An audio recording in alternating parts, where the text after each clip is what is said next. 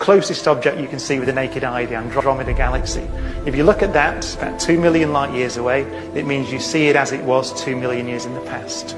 You look at more distant galaxies, 10 million light years away, 10 million years in the past, and so on. So you could ask the question, well, in that case, are there objects that are so distant that the light travelling from them began its journey close to the Big Bang itself? Is that possible? And the answer is yes. And that light was first detected in the 1960s. It's called the cosmic microwave background radiation. So essentially the idea is, how far can I look in every direction? You can look about 13.8 billion years into the past, back to the origin of the universe.